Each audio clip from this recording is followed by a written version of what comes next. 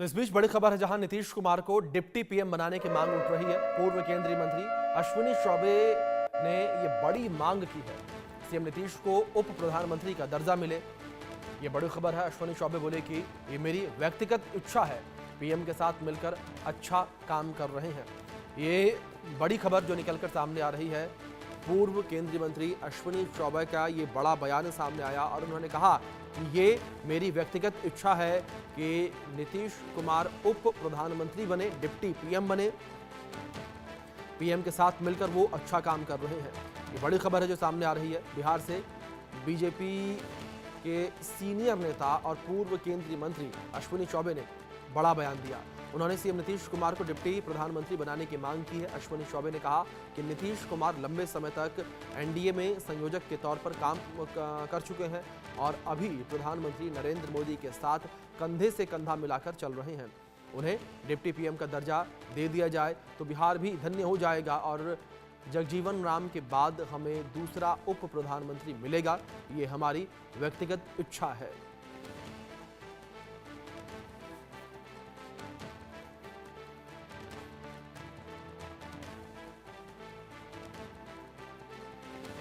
ये बड़ा बयान जो है निकलकर सामने आया है पूर्व केंद्रीय मंत्री अश्विनी कुमार चौबे का, और उन्होंने अपने बयान में इस बात का जिक्र किया है, इच्छा जाहिर की है उन्होंने कि नीतीश कुमार को उप प्रधानमंत्री बनाया जाए। उन्होंने कहा कि कंधे से कंधा मिलाकर प्रधानमंत्री नरेंद्र मोदी के साथ नीतीश कुमार चल रहे हैं और ये मेरी व्यक्तिगत इच्छा है कि उन्हें उप प्रधानमंत्री बनाया जाए। तो नीतीश कुमार को डिप्टी पीएम बनाने की मांग उठी है और खुद बीजेपी के सीनियर नेता अश्विनी कुमार चौबे के द्वारा ये मांग की गई है। नरेंद्र भाई मोदी और नीतीश कुमार राम लक्ष्मण की जोड़ी पूरे देश को दिशा देने के लिए खड़ी है और बिहार में आसन्न चुनाव में जहां हमारा लक्ष्य है कि हम 225 पर जीत हासिल करेंगे, तो निश्चित रूप से हमें नरेंद्र भाई मोदी और नीतीश कुमार जी का नेतृत्व तो चाहिए ही, लेकिन निश्चित रूप से मुझे ऐसा लगता है कि अब बिहार की इच्छा है कि हमारे नीतीश भाई देश के उस ऊंचाई को जहां से पूरे देश की मंत्रणा होगी, एनडीए के कन्वीनर बने, नरेंद्र भाई मोदी जी के टीम में उनको उप प्रधानमंत्री का दर्जा प्रदान हो जाए तो एक बड़ी कृपा होगी। ये बिहार के लिए सुनहरा अवसर होगा।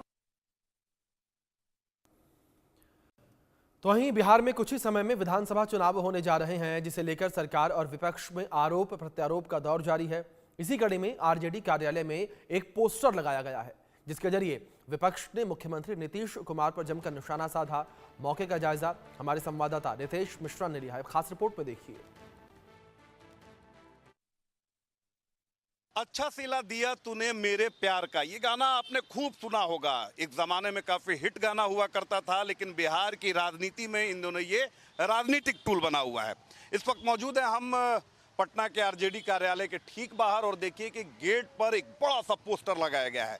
पोस्टर पर हमेशा की तरह मुख्यमंत्री नीतीश कुमार को जगह दी गई है और पोस्टर के ऊपर वही लाइनें लिखी गई हैं, अच्छा सिला दिया तूने मेरे प्यार का, इफ्तार कराकर लूट लिया वक्फ बोर्ड हमारा। उसके बाद पोस्टर के नीचे अगर आएंगे तो और भी लाइनें लिखी गई हैं, ईद की नमाज में शामिल होकर भी धोखा दे दिया, शुक्रिया नीतीश जी, अब कब्रिस्तान और मस्जिद की जमीन को लेकर विवाद होगा तो जिम्मेदार आप होंगे। उसके बाद और भी लाइनें लिखी गई हैं, अपनी कुर्सी की चाहत में आप मुसलमानों के भरोसे से खेल गए, उसके लिए शुक्रिया, जो सबका होता है वो किसी का नहीं होता है। और देखिए कि बाकायदा मुख्यमंत्री नीतीश कुमार को सिंहासन पर बिठाया गया है, लेकिन सिंहासन पर कांटा लगाया गया है।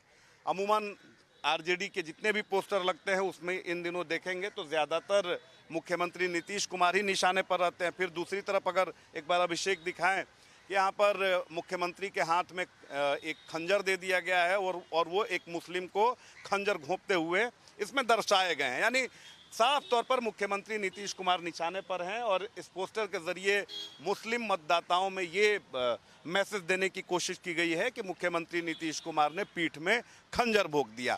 और हमेशा की तरह जाहिर सी बात है कि नेता को हाईलाइट होने की जो छोटे कार्यकर्ता होते हैं उनकी बड़ी ललक होती है, और पोस्टर जो है वो सबसे सस्ता और कारगर आजकल हथियार बना हुआ है। तो नेताजी की तस्वीर लगी हुई है, नेताजी मुस्कुरा रहे हैं। देखिए कि नेताजी को एक बार दिखाएं ज़रूर, इनकी यही चाहत होती है।